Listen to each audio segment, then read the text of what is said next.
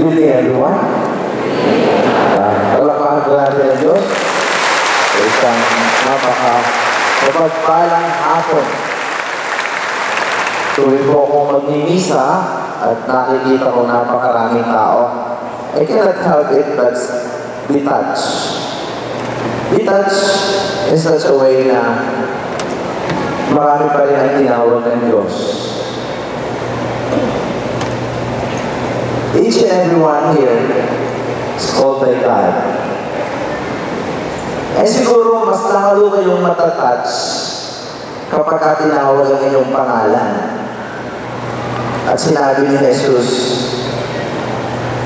Lynn Fernandez, I called you by name. Wow. Pag nakikita ko nga yung pangalan yun, Father Fernando Suarez, wow. Hindi ako makakali. Parang nag-iinit ang katawan ko. No, sinabi, narinig mo sa Diyos, Baby Perez, hindi ka rito. May dating kapag ka alam mo that you are being singled out. May dating in such a good way, talagang pag tinawag ang pangalan mo, like Patsy, Libiste, Ben Bagle, Ben King, yan. Father Glenn Gomez, talagang ganyan. May dating. That's why, ito ang sinabi niya sa first reading. I have called you by your name. Each and everyone is called by name. To be here.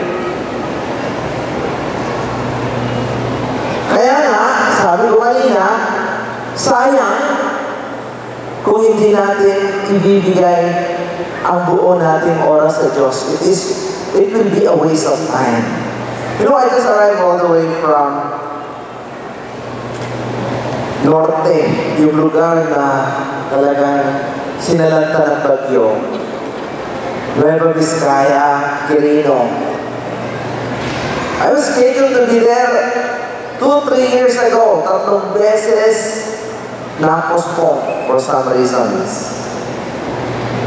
But, apparently, natuloy din. Natuloy pagkatapos ng bagyo. Pagkatapos nasalantahin ni Pedring at ni Ken ang lahat ng kapuluan doon. Talagang walang punong may dahon. But what touched me the most,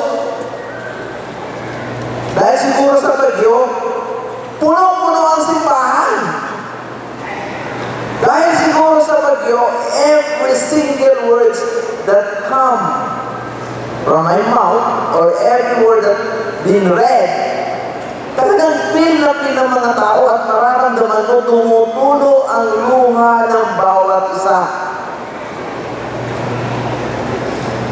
One boy in particular, at the very last day,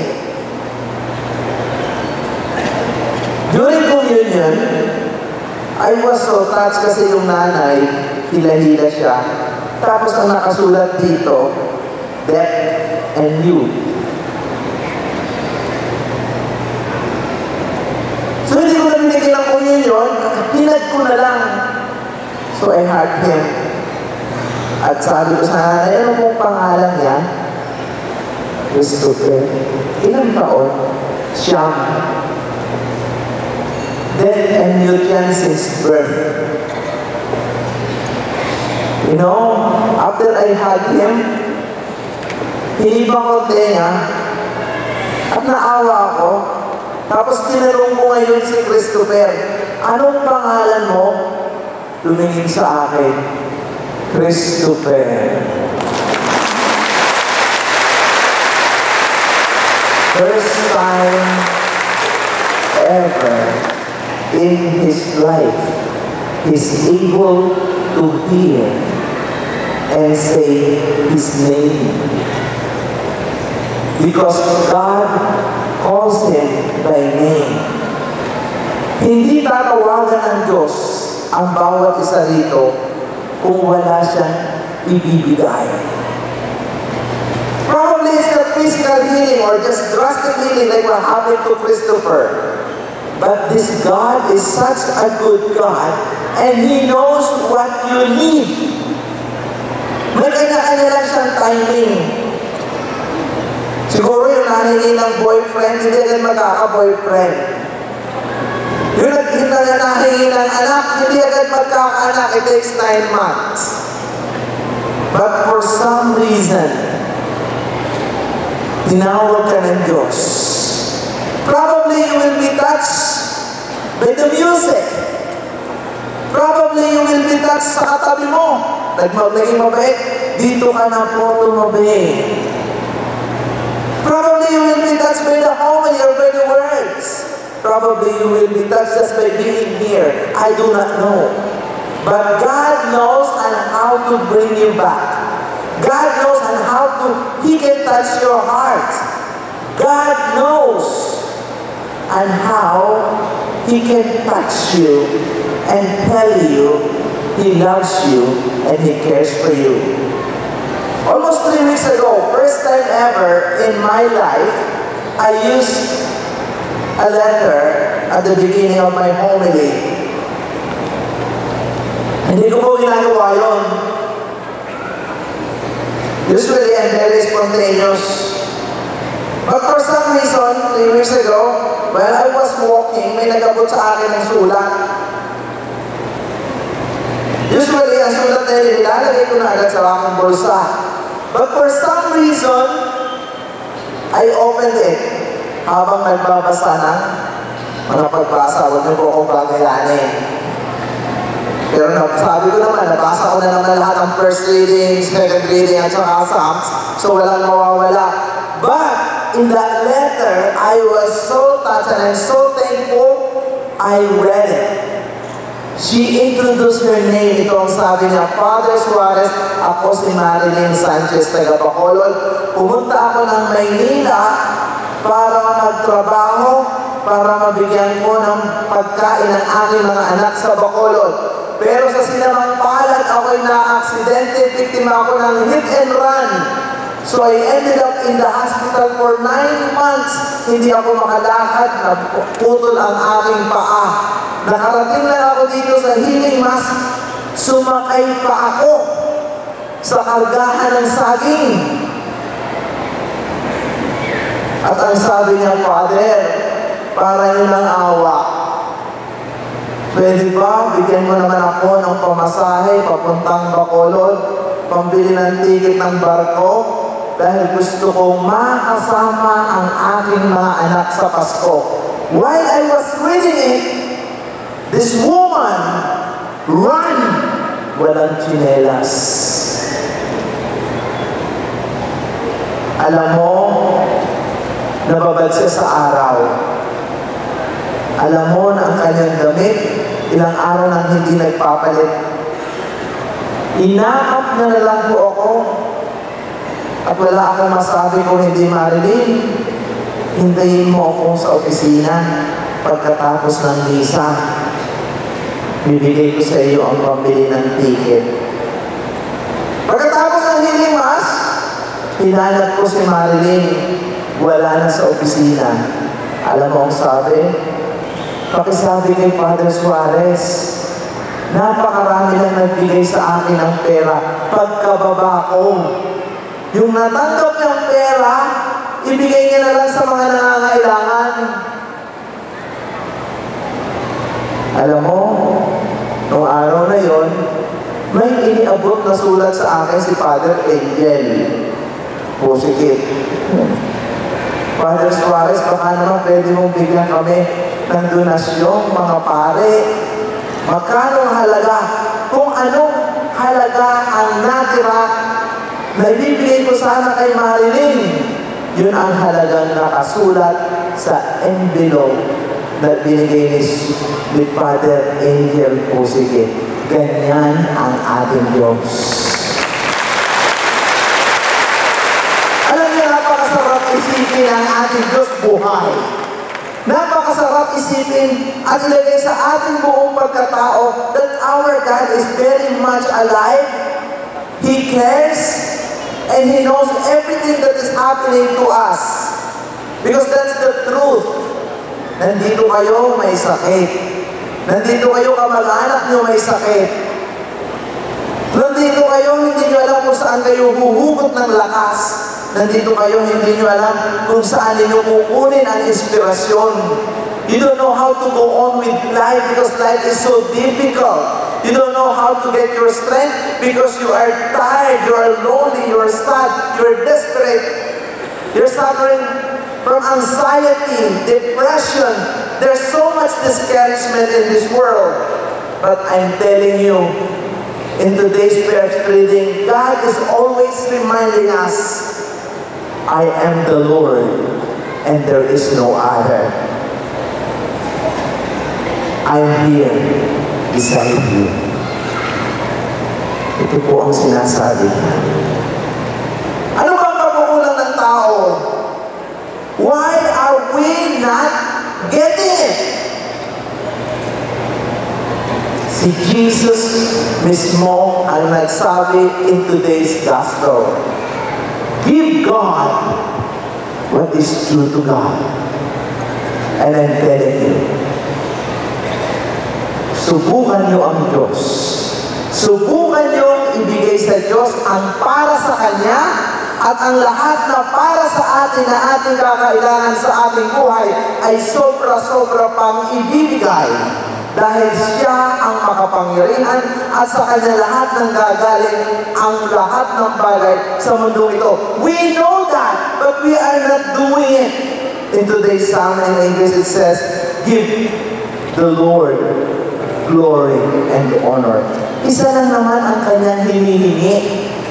Yung mga bagay na para sa Kanya, tulad ng pagtitiwala. Ano ba ang hinihingi ng Diyos? Pagsamba. I will never forget, when I was in the States, I ministering to so many parents.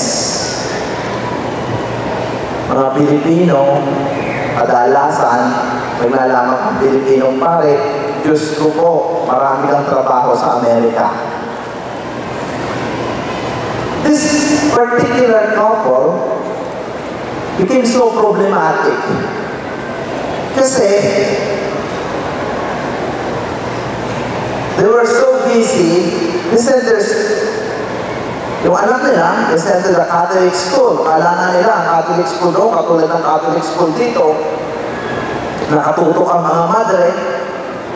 Maraming ginagawa nila mga madre sa mga kailangan nila, babysitters, gano'n. Nagpag-alaga ng kanilang mga anak, ituturo ng mga madre lahat ang tama. But, sad to say, hindi gano'n na nangyari. Ang magulang na scandalize nung lumaki ang anak. Bakit? Sila ngayon ay sinisigawan, tinutungayaw, hindi sinusunod, hindi kinakausap, mas matapang pa ang anak ay sa magulang. So lumapit sa akin, Father, ano ba ang aming gagawin? Sabi ko, wala naman akong anak, hindi ko rin alam. So, may mga bagay na kailangan mo lang naman silang tanungin. So, tinanong ko sila, tinuruan mo ba silang sumamba? What do you mean, Father? Did you teach your child to worship the Lord? Oh, Father, pinadala namin sa Catholic school. Alam mo, dito ko napatunayan. Dahil umiyak na sila eh. They started crying and said, Father, we failed at that particular role.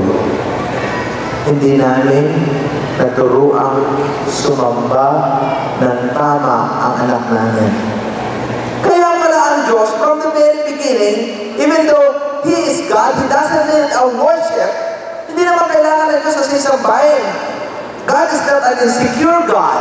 He doesn't need our worship and glory. But we are as human beings, we need to worship and glorify God. We need to honor and respect God, or else if we lost our sense of worship, if we lost our sense of reverence, hindi na po natin alam kung papaano magrespeto ng kahit sinong tao sa mga magulang na nandito ngayon. If you fail, and if you deprive your children to worship God, you deprive them in respecting you. The reason why God put the very first commandment, and Jesus reiterated it in today's gospel, give God what is due to God, and to Caesars what is due to Caesars. Ibigay na natin para sa Diyos ang pagsamba. This is for our own sake, and for those who will worship the Lord. I'm telling you, you will receive His power. I was in Cebu last week. Ito lang last week. Nandun po ako sa seminary. Napakaraming paring nag-celebrate. Nangyari ito sa TV, sa television. Tama ko itong aking agent, si Father Glenn. Nakilala ko niya sa Los Angeles 4 years ago. Isang taon niya akong tinawagan na maghiling mas dito sa ABS-CBN. Sabi ko lang, ayaw ko. Controversial yan, ayaw ko maging celebrity. Ikaw na lang. Kasi mahilig itong magkapamilya eh.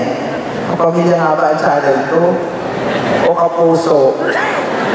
O kapatid? Yan, magaling yan sa TV. Ayun, pag nakikita ko si Father Glenn na siya ay artista rin. So anyhow,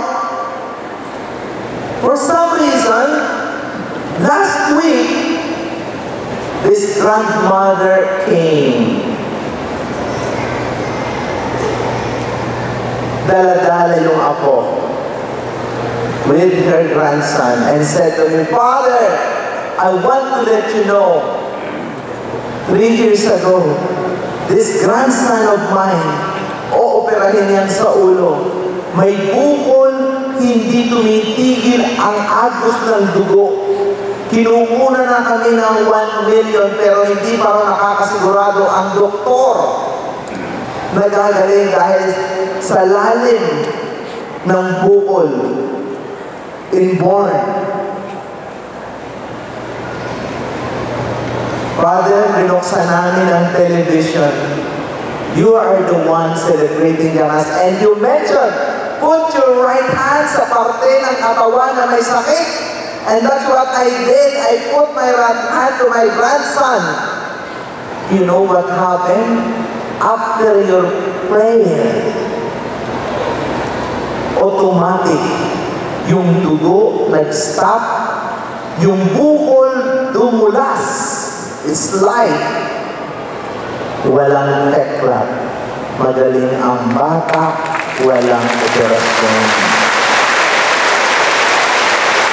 Hindi ko ito gawa-gawa lang. At hindi rin naman ako gumawa nito. This is God. And for those who believe, this is our perks, and this is what we are getting in worshiping the Lord. This is what are we going to get if we give God what is due to God. We will experience His power. His power will just manifest just like that. Not only physically, but more so spiritually. Gusto po ng Diyos maging masaya tayo. That's what His dream from the very beginning. Hindi po kayo pinanganak sa mundo. You were not born for you to suffer, umiyak ng umiyak, hindi makatulog, magka-insomnia, magkaroon ng problema habang buhay na hindi masusolve. No, that's not our God. Our God is a loving God, forgiving God, caring God. God who cares. God who will do anything and everything for you and for me. And His power never diminishes. We are the one who changed. That's why in today's gospel, He is reminding us, can you please give to God what is due to God? Just try it. Subukan niyong ibigay sa Diyos ang para sa Diyos. At ibibigay niya sa atin ang para sa atin. Ano ba ang para sa atin? Peace, love, and joy. That's what we are due for. We deserve that. Because we are loved by God. Jesus died for us. Namatay si Jesus para sa atin.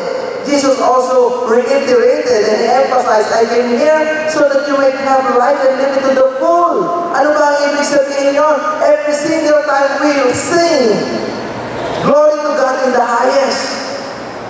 Bakit tayo pinapakanta ito tuwing linggo? Well, bakit tayo inaasing? Wait, gusto ko pumalakpak kayo lahat when they're singing with the choral choir.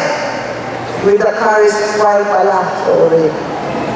Ang sabi, glory to God in the highest. You know the very glory of God is to see man and women fully alive.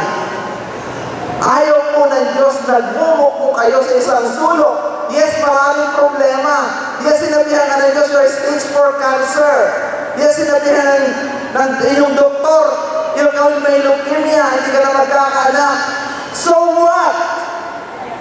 So what if you have all these problems? So what if you have all this diagnosis and prognosis? So that if you have these trials and tribulations, what matters is you are called by God by name. What matters is God is with you and He loves you. What matters is, as what He said, I am the Lord your God and there is no other. If that word is incarnated into you, kaya ninyo ang lahat. If that word is incarnated in you, kahit ba anong problema ang inyong pagdaanan, katulad na nangyari dito sa North. Ano ba nangyari sa North? Sinalanta sila ng bagyo. Pero mga kapatid, I celebrated the Mass this Monday, Tuesday, and Wednesday. My goodness, they are all inspired now. May panibago na silang pag-asa, may panibago silang buhay dahil narinig at nakita nila ang kapangyarihan ng Diyos nagmamanifest sa lahat ng sa Kanya ay sumasampalataya katulad nyo na nandito sa Ayala Activity Center ngayong hapong ito. Amen.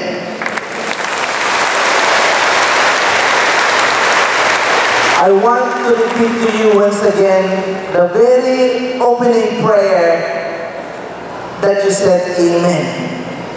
Almighty and ever-loving God, our source of power, our source of inspiration, our source of strength, our source of joy, that is the very definition of our God. That is who He is. Source of power. Pagka wala ka ng lakas, nangihina ka na, think of our God. He is the source of power. If you no longer inspired, lahat ng tao kumikriticize sa'yo. Lahat ng tao gusto kang ibaba, gusto kang ibagsak. Lahat ng ginawa mo mali. Wala ka ng ginawang tama. Listen to our very prayer. Our God, you are the source of inspiration. Kapag puro lungkot ang buhay, may namatay, hanggang ngayon hindi mo alam, walang justice. Alam mo minsan, ganyan siguro ang buhay. Walang justice. Tanggapin natin. Malungkot. Wala ka na ang asawa, natagal ka pa sa trabaho.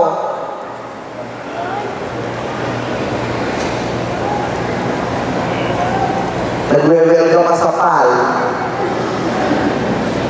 Tulad ni Pambi, aking travel agent. Malungkot!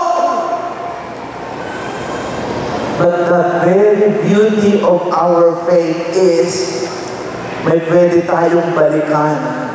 We can come to Mass. We can pray to our God.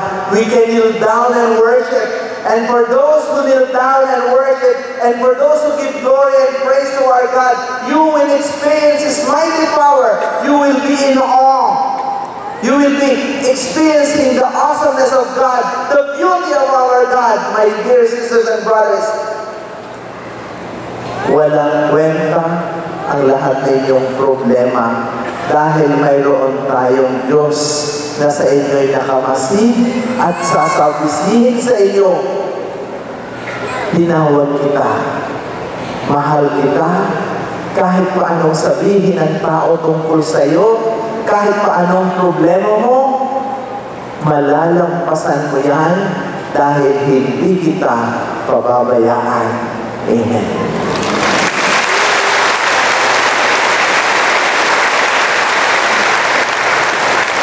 Please stand and let us profess our faith. I believe in God. We proceed to a general healing prayer. We just received the Lord, and there is so much love in Jesus. He is love Himself. I want you to feel that love. Dahil nandoon po yung power, nandoon yung healing. So I want you to close your eyes and put your right hand sa parte ng inyong katawan na may sakit.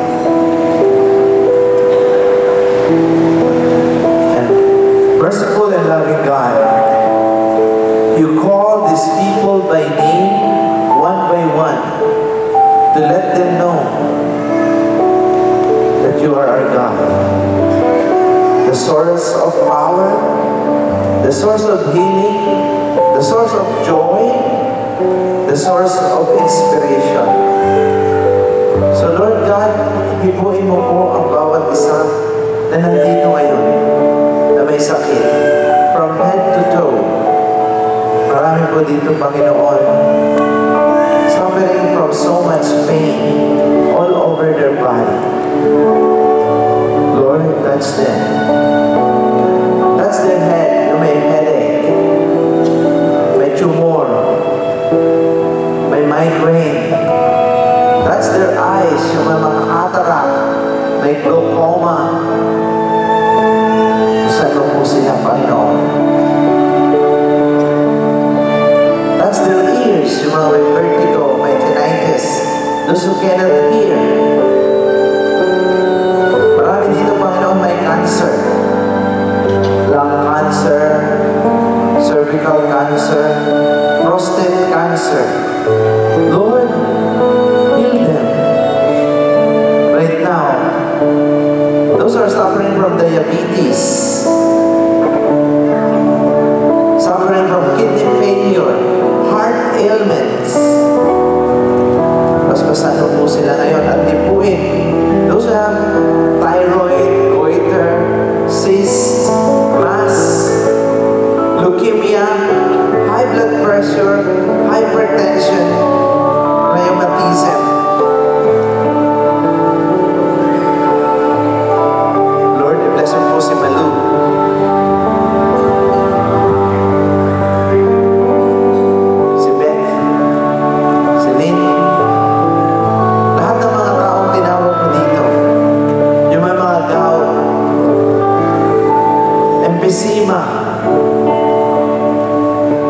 Those who have knee pain, shoulder pain, neck pain, back pain. Lord, marami dito. Walang inaasahan kung hindi ikaw. Walang pagkukunan ng lakas, inspirasyon. They cannot walk. They cannot hear. May takot. May luha. Lord, touch them one by one. At ibalik mo muli ang inspirasyon at asaya sa kanila. Those who have emotional problem, mag-asawang hindi magkasundo, pamilya na nag-aaway-away, marami din dito hindi magkaanak. Lord, pagalingin mo po sila ngayon. Yung mga may kidney failure, na paralyzed, na stroke. Marami dito, Panginoon, nasa wheelchair. May terminal cancer. They're terminally ill. May emphysema. May insomnia, may sinusitis, hepatitis, rhinitis. Heal them. And we also have our loved ones. Marami po kami dito, mga mahal sa buhay. Wala rito. They're in the hospital. Basbasan mo po sila at pagpalain. As we ask the intercession of the Blessed Virgin Mary, as we all pray, Hail Mary, full of grace, the Lord is with you. Blessed are you among women, and blessed is the fruit of your womb, Jesus. Holy Mary, Mother of God, pray for us sinners, now and at the hour of our death. Amen. In the name of the Father, and of the Son, and of the Holy Spirit. Palakpakan natin ang ating Panginoon.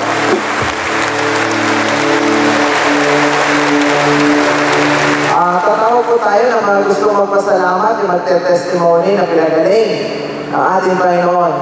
Pero dito, kapatid ni Bambi, halika rito magpasalamat ka sa Diyos. Siya po ay laging pumupunta rito dahil may cancer, malignant. Ngayon,